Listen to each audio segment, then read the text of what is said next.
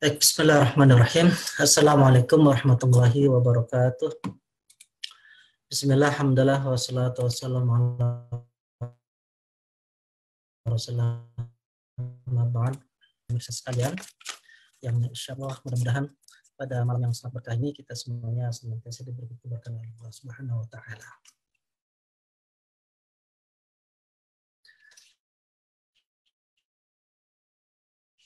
Para pemirsa, seperti biasa di pukul 21.00 sampai dengan 21.45 kita akan sama-sama mengaji bareng pendidikan Islam, dan pada hari ini kita akan melanjutkan bab selanjutnya, yaitu bab ke-12. Pada pertemuan kemarin kita sudah membahas beberapa bab, ya, bab tentang adabul majlis, kemudian persaudaraan, al-ikhlas, kemudian juga tentang muasyarah. Oh ya, mohon maaf ini ternyata di mute ya. Oke, di mute ya. Oke, sekarang hidup ya. Baik. Wa idza syariba wa arada ayyasqiya ghayra falyaqdim man ala yaminihi. Ketika kita minum, kemudian kita ingin memberikan minuman itu kepada orang, maka hendaklah minuman yang pertama kita berikan itu adalah kepada orang yang ala yaminihi, yaitu orang yang berada di sebelah kanannya. Ya, itu berada yang ada di sebelah kanannya, alaman yasarihi. Baru kemudian itu diberikan kepada orang yang di sebelah kirinya. Walau kada afdol, meskipun orang yang sebelah kirinya itu lebih utama ataupun lebih terhormat gitu. Nah, ini. Jadi kalau menurut Syekh Hasan Al-Mas'udi, kalau kita mau menunjukkan minuman, utamakan itu sebelah kanan dulu baru sebelah kiri. Meskipun orang yang sebelah kirinya itu lebih terhormat, lebih mungkin dia lebih setara status sosialnya lebih tinggi lah gitu. Liana Nabi sallallahu alaihi wasallam, karena Rasulullah sallallahu alaihi wasallam saqa Arabiyan kana ala yaminihi qabla Abi Bakrin wa Umar. Nah, liana Nabi, karena sesungguhnya Nabi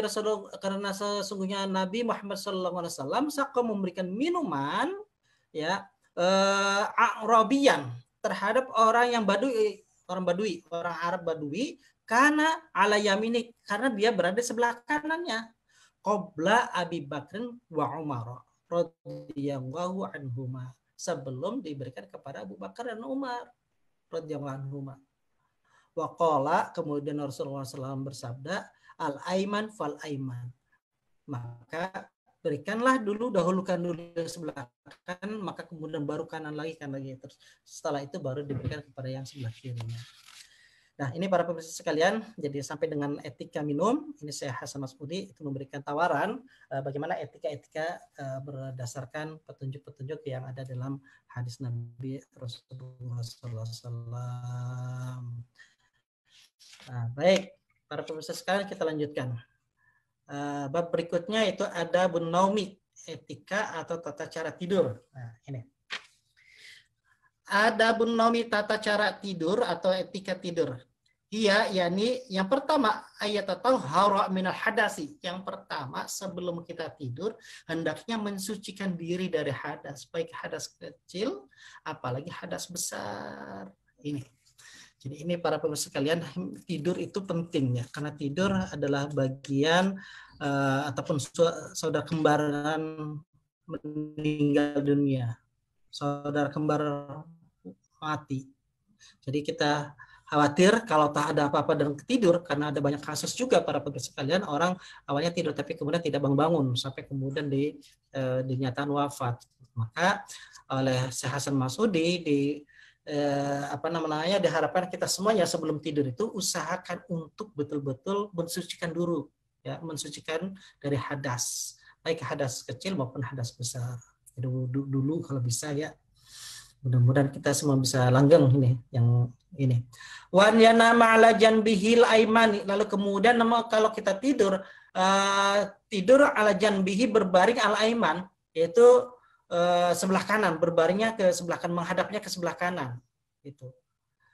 mustaqbil kiblati sambil menghadap kiblat. Jadi posisinya ya posisi tempat tidurnya itu ya diarahkan ke yang kalau kita arahkan ke sebelah arah kiblat ya, posisi terlentang lalu kemudian kita arah sebelah kanan, maka ketika posisi sebelah kanan itu sudah menghadap arah kiblat gitu.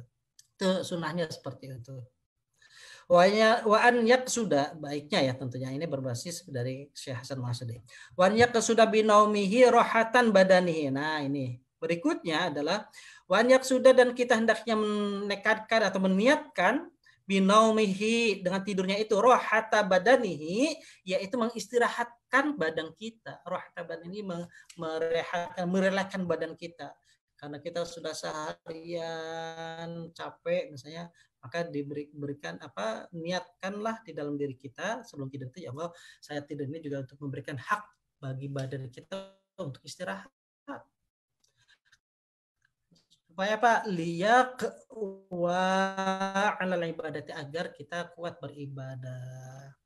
Para pemirsa sekalian, penting ya bahwa setiap anggota badan ini punya hak. Nah, karena ini kita setiap hari, setiap saat badan ini sudah dilakukan dalam berbagai macam aktivitas, maka dia punya hak untuk istirahat. Nah, itu. Dan tidur itu adalah bagian dari menunaikan kita terhadap hak-hak badan kita itu.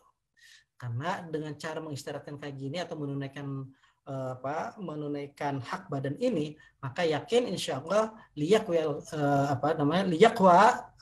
alal ibadah, agar kita bisa berkekuatan untuk menunaikan aktivitas yang berikutnya atau beribadah kepada Allah Subhanahu wa taala. Wa an yadhkurullah taala, dan juga agar kita ingat atau mengingat berzikir kepada Allah taala inda naumihi, ketika tidurnya itu, wa ba'da yaqzatihi, dan setelah bangun dari tidurnya.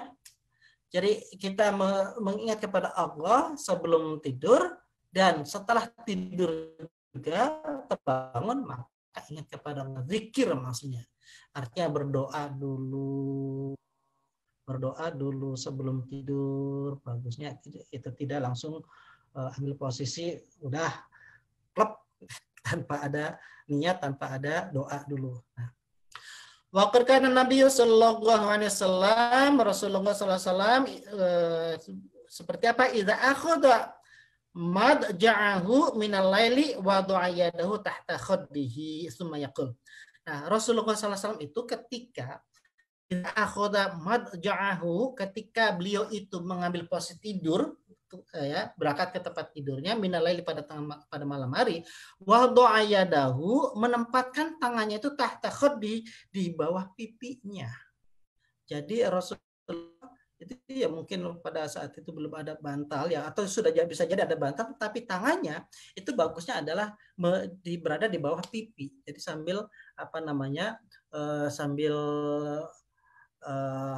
menjadi alas dari pipinya itu. Tumayakul, kemudian Rasulullah SAW berdoa. Nih, ini doanya nih. Allahumma bismika ahya wa amut. Ini doanya. Doa Rasulullah ketika mau tidur. Allahumma ya Allah, bismika, dengan nama engkau ya Allah, ahya, aku dihidupkan, wa amutu, dan aku meninggalkan atau dimatikan. Jadi dalam keadaan hidup dan meninggal itu adalah karena kekuasaan Allah Subhanahu wa taala. Insyaallah ini para pemirsa kalian, kalau kita bisa menunaikan ini, mudah-mudahan kalau misalnya Allah mencabut kita dalam keadaan kita tidur, maka kita sudah dalam keadaan suci dari hadas, dan kita sudah berzikir kepada Allah, dan insyaallah husnul khotimah gitu. Wa idza staiqadha qala, dan ketika kita bangun qala, wa idza staiqadha, ketika Rasulullah SAW bangun qala, maka kemudian Rasulullah itu berdoa, alhamdulillahilladzi ahyana ba'dama amatana wa ilaihin nusur. Alhamdulillah, segala puja bagi Gusti Allah, bagi Allah alladzi, yang ahyana, yang telah menghidupkan kita semuanya, ba'dama amatana, setelah kita telah ditinggalkan atau dimatikannya, wa ilaihin nusur, dan kepadanya kita akan kembali. Ini para pemirsa sekalian, jadi bab yang ke-13 ini memberikan pelajaran kepada kita bahwa terkait dengan tidur pun itu ada etika-etikanya. Ada ada tahapan-tahapan yang sebagusnya ini kita lakukan bareng-bareng. Jadi mengulang ini ya, etika tidur pertama adalah ayat tathara itu mensucikan hadas, suci dulu hadas kecil dan hadas besar, kemudian menghadap ke arah kiblat ya, kemudian posisinya juga bukan melentang ke atas tapi miring ke sebelah kanan sama arah kiblat, kemudian diniati bahwa tidur itu adalah menunaikan hak badan supaya istirahat, kemudian ingat kepada Allah, zikir kepada Allah baik sebelum maupun sesudah bangunnya. Gimana doanya? Nah, doanya ini Rasulullah berdoa, jadi kalau tidur Rasulullah itu tangannya itu di bawah pipinya, di bawah pipi, jadi sebagai landasan tidur juga. Nah, kemudian Rasulullah berdoa, Allahumma bismika ahya wa amut. Jadi doanya, ya Allah, mudah-mudahan dengan nama Engkau telah menghidupkan dan mematikanku. Kemudian ketika sudah bangun, alhamdulillahilladzi ahyana ba'da ma amatana wa ilaihin nusur. Dia habis bangun yang dibaca bukan WA dari handphone itu. Nah, ini kan biasanya kita semuanya yang kita baca bukan doa Allahumma bismika ahya wa amut, tapi baca dulu mana status kawan-kawan, mana dulu baca yang nggak apa-apa sih, tapi bagusnya setelah itu sebelum kita terlelap tutup dengan Allahumma bismika ahya wa amut. Setelah bangun, nah sebelum buka WA, sebelum pegang handphone, doa dulu. Alhamdulillahilladzi ahyana ba'dama amatana wa ilaihin nusur. Baru setelah itu sudah cuci, udah mandi, udah macam-macam ya, sholat dan seterusnya. Kalau memang ini dalam posisi subuh ya, maka silahkan lakukan, baru buka WA, handphone. Ya, monggo para pemirsa sekalian, ini adalah sebuah tawaran dari Syekh Hasan Masudi terkait dengan etika cara tidur. Baik, kita lanjutkan ya pada bab yang ke-14. Ada bul masajid, etika ketika ke dalam masjid atau ketika kita ada di dalam masjid ini seperti apa. Al masajid itu masjid, beberapa masjid itu buyutullah. Masjid itu adalah rumah Allah. Jadi kalau kita ingin tahu masjid itu adalah rumah Allah.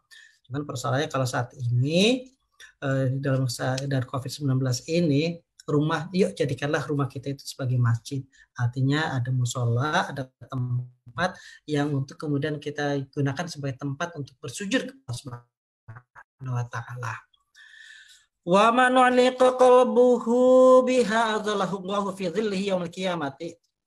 Wa man, dan siapa saja u'liqa yang menenggantungkan qalbuhu hati orang itu biha ya, dengan masjid Allah tadi ya, yang hatinya itu digantungkan kepada masjid, maka azallahu Allahu fi dhillihi yaumil qiyamah, maka betul-betul Allah SWT akan memberikan naungan kepadanya itu fi dhillihi, dengan naungan Allah yaumul qiyamati, pada hari kiamat. Jadi siapa orangnya hatinya itu atau ya pikirannya itu, konsentrasinya itu ingat kepada masjid ya, maka kata Allah akan memberikan menaungi kepadanya itu pada hari kiamat dengan naungan Allah SWT. Pada hari kiamat yang penuh dengan panas, maka diberikan naungan, ada perlindungan dari Allah. Pada hari kiamat nanti susah minum, kita rasa haus, Allah memberikan perlindungan kepadanya.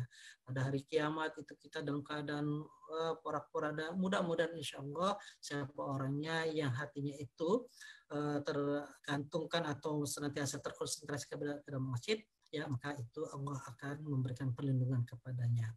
Fayutlabu, maka kemudian kita diminta al-masyu ilaiha bishtiyaqi masakinati wal waqari. Maka kemudian al-masyu itu kita berangkat ilaiha ke masjid bishtiyaqin masakinati wal waqari, yakni dengan jalan yang tenang, wal waqari, dan sopan. Jadi kalau kita berangkat ke masjid tenang, enggak usah buru-buru ya. Kemudian wal waqari, dan juga sopan, enggak boleh mentang-mentang mentente, nggak boleh ya mentang-mentang dan juga harus punya sikap dalam batin kita, jangan sampai kemudian menuduh orang yang nggak masjid itu juga adalah orang yang nggak baik, jangan. Kalau kita ke masjid ya udah silakan aja ke masjid, jangan punya pikiran yang enggak. Kalau orang yang ke masjid misalnya itu adalah orang yang nggak bagus, jangan. Ini wal waqari, sopan, harus punya rasa kesopanan dalam dirinya. Wadukhuluha, dan kemudian masuk ke dalam masjid itu bil yumna, dengan kaki kanan, ma tanzifin alaihi kharijiyah, dan kemudian melepaskanlah sandalnya itu, ya. Jangan dibawa ke dalam masjid sandalnya. Ya. Kemudian waqaluhu inda dukhuli, dan hendaknya kita berkata ketika mau masuk ke dalam masjid dengan doa apa? Allahumma ftahli abwaaba rahmatik. Nah, Allahumma ftahli abwaaba rahmatik. Ada lagi tambahnya wa maghfiratik juga ya. Allahumma ya Allah iftah, bukakanlah li bagi saya, bagiku, abwaaba rahmatik, pintu-pintu kasih sayang Engkau ya Allah. Nah, ini doa. Allahumma ftahli abwaaba rahmatik. Ini ada doa yang diajarkan oleh Rasulullah SAW ketika kita mau memasuki dalam masjid itu. Allahumma ftahli abwaaba rahmatik.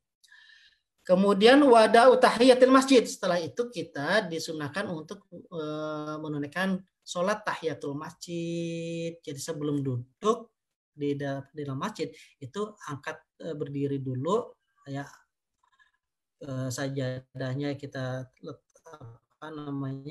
bentangkan, habis itu baru kita sholat sunat sama kayak kita ya, menghormati orang yang ada di dalam rumahnya itu. Jadi kalau kita ketok pintu sebelum masuk ke dalam rumah orang, kita ketuk salam dulu kan. Nah, ini untuk menghormati masjid, kita masuk ke dalamnya itu lakukanlah sholat sunnah tahiyatul masjid. Wa taslimu, kemudian juga membaca bismillahirrahmanirrahim. Walau khalal masjidu wataslimun, dan baca salam, maksud saya, maaf ya. Kemudian mengungkapkanlah salam, assalamualaikum.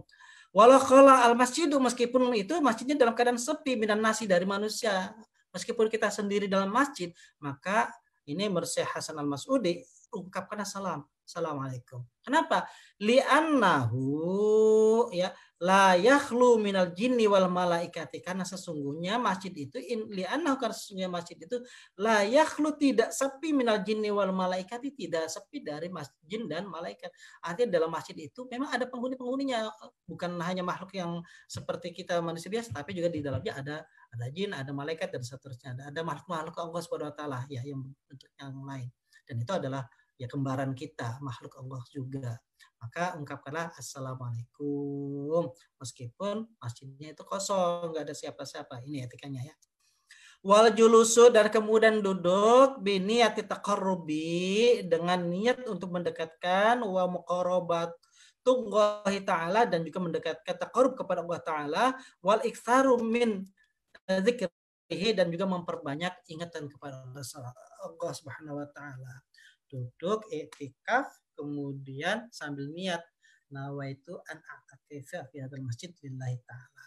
Saya berniat i'tikaf di dalam masjid ini untuk mendekatkan diri kepada Allah Ta'ala. Wal iktsaru min dzikri, dan kemudian memperbanyak zikir kepada Allah Subhanahu wa taala. Kemudian apa lagi? Wahab sunnafsi an syahwat, dan menahan diri dari syahwat. Artinya kita nggak boleh ketika dalam masjid punya pikiran-pikiran yang enggak, yang bisa syahwat kita gitu, yang pikiran-pikiran norak kita dan seperti itu ada dalam masjid, nggak boleh. Jadi harus berpikir positif thinking dan ingat kepada Allah Subhanahu wa taala. Wajtinabul khusumati, dan juga meninggalkan perdebatan. Wajtinabul khusumah, dendam kesumat ya. Kesumat itu ya dendam, perdebatan. Jadi janganlah di dalam masjid itu kita ada rasa dendam ke orang. Nah, lepaskanlah semuanya. Lepaskanlah. Kita berzikir mendekatkan kepada Allah Subhanahu wa taala sambil menghilangkan dendam-dendam tadi. Kita pasrahkan kepada Allah Subhanahu wa taala. Insyaallah ini akan mendatangkan ketenangan. Wala yantaqila min makanihi ila li hajatin, dan kemudian kita bagusnya wala yantaqila, tidak boleh, sebaiknya tidak melakukan pindah min makanihi, dari tempatnya itu illa li hajatin, kecuali karena memang ada kebutuhan. Nah, itu walayan syidadolatan, lalu kemudian tidak, ya ini dia, wa alla yang syida itu artinya sebagusnya tidak mencari-cari dolatan, barang yang tercecer ataupun yang hilang. Nah ini monggo para pemirsa sekalian ya, ada pernyataan semacam ini bagaimana bagusnya ya, artinya ya kalau sudah hilang ya udah gitu ya, maksudnya kalau diikhlaskan. Tapi ya walam gimana bagusnya ini ya, wala yunsyida dolatan. Kalau menurut Syekh Hasan Al-Mas'udi itu kita tidak mencari-cari barang yang sudah hilang itu. Kalau sudah hilang ya udah artinya diikhlaskan, maksudnya gitu ya, diikhlaskan supaya karena inti hilangnya di masjid maka insya Allah kita menjadi sedekah gitu. Ya tentu kalau misalnya barangnya jauh lebih berharga ya diusahakan dulu, dicari dulu ya gitu.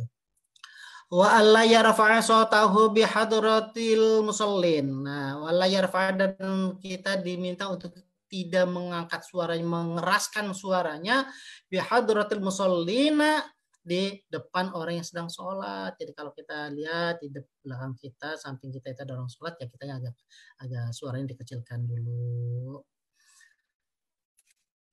Wa alla yamurru dan hendaknya kita tidak orang yang sholat, ya ini juga nggak boleh kita untuk lalu lalang di depan orang sholat itu, ya kecuali memang itu situasi yang mepet sekali ya, yang tidak, yang daruri.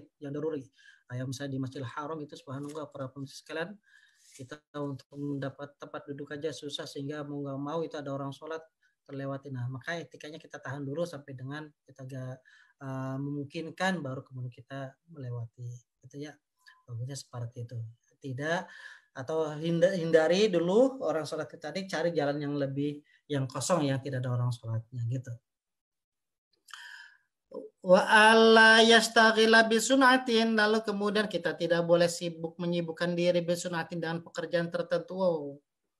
Ya kita ke sana lalu kemudian ada bikin tertentu, bagusnya itu tidak, tinggalkan dulu ya.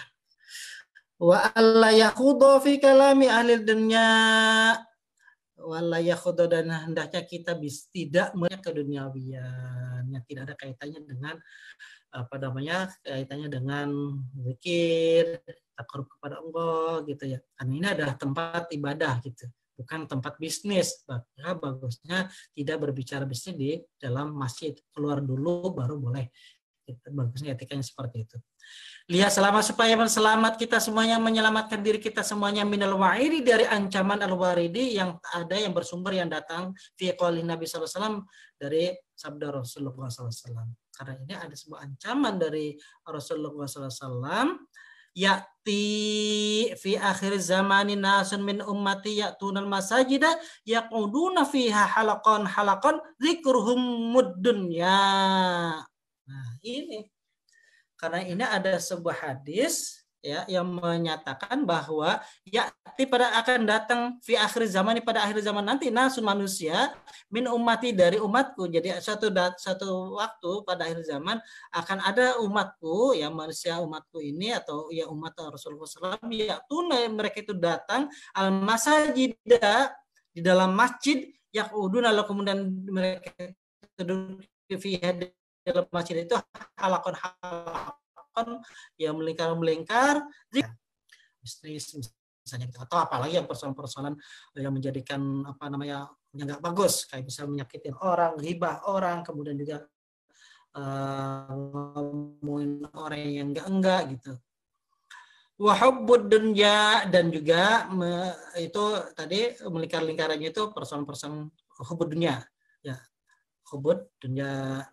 Maka la tujalisuhum, maka kata Rasulullah SAW, engkau jangan duduk bersama mereka. Falaisa lillahi bihim hajatun, maka siapa orangnya yang kita duduk bersama mereka itu, falaisa lillahi bihim hajatun, maka tidak dianggap oleh Allah Subhanahu wa taala itu. Dan itu kebutuhan hajatun, dan itu pun tidak akan dicukupi oleh Allah Subhanahu wa taala. Ini para pemirsa sekalian, jadi ini etika yang mari kita sama-sama untuk resapi ya ketika kita berada dalam masjid itu. Nah, berikutnya faida arada al-khuruj. Faida arada, lalu kemudian ketika kita berkeinginan al-khuruja keluar dari masjid, tuliba minhu al-bad'u bil yusra. Maka kita diminta al-bad'u bil yusra, mendahulukan kaki kiri dulu. Jadi kalau kita keluar masjid, kaki kiri terlebih dahulu keluarnya. Kalau tadi masukkan sebelah kanan dulu, kaki kanan kita dulu. Kemudian wa'an yadha'aha. Nah, ini. Kemudian kaki kiri kita itu diletakkan di mana? Ala zuhri na'lihi, di atas sandal. Jadi kan kita keluar masjid tuh. Ambil dulu sandalnya. Ada 2 pasang, kanan dan kiri. Maka kaki kiri kita letakkanlah di atas sandal. Belum dimasukkan. Belum, tapi ditaruh dulu di atas sandalnya itu.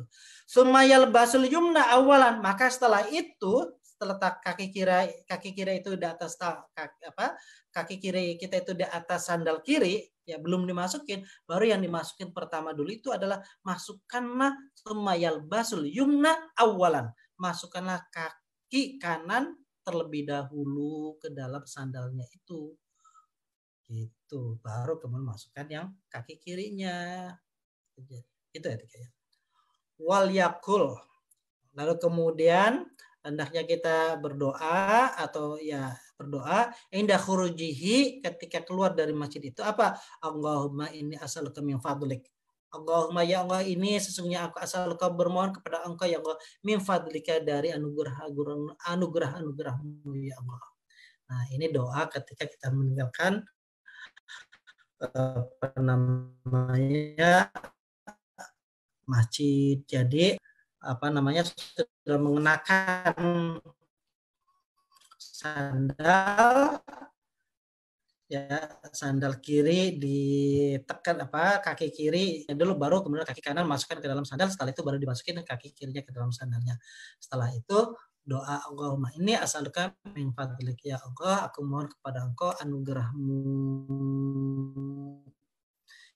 Gitu. Kalau Nabi Sallallahu Alaihi Wasallam, Rasulullah sesungguhnya rumahku di bumi ini adalah masjid.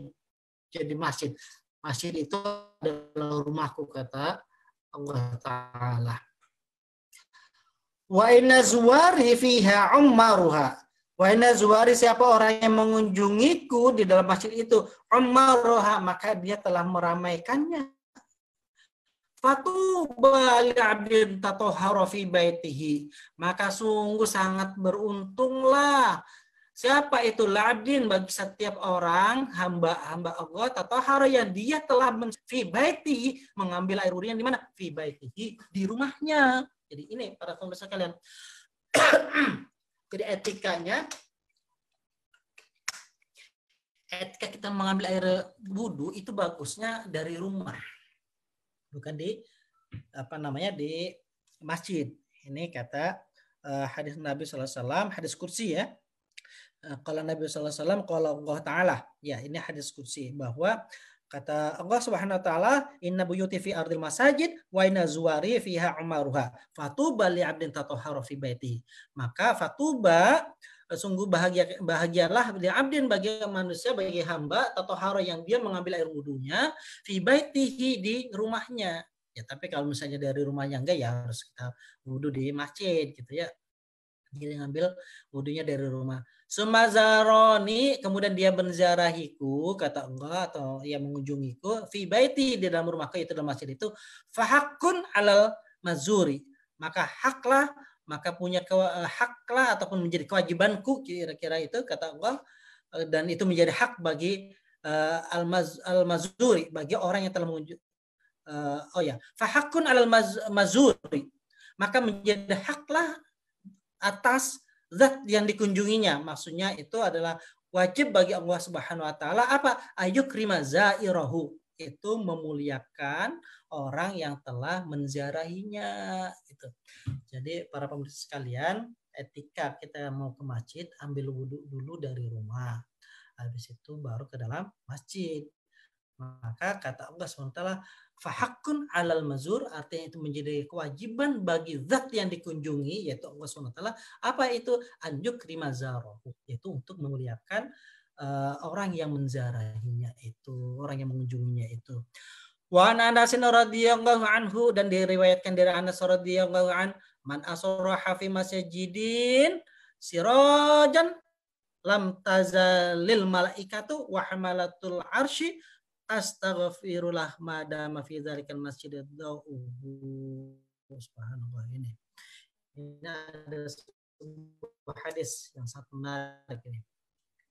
Man, siapa saja asroha yang menerangi di masjidin, dalam masjid, sirojan dengan lampu-lampu, lam tazilil malaikatu, maka kemudian senantiasa malaikat wa hamalatul arsy, dan penjaga memohonkan ampun malaikat dan penjaga arsy itu lahu terhadap orang yang telah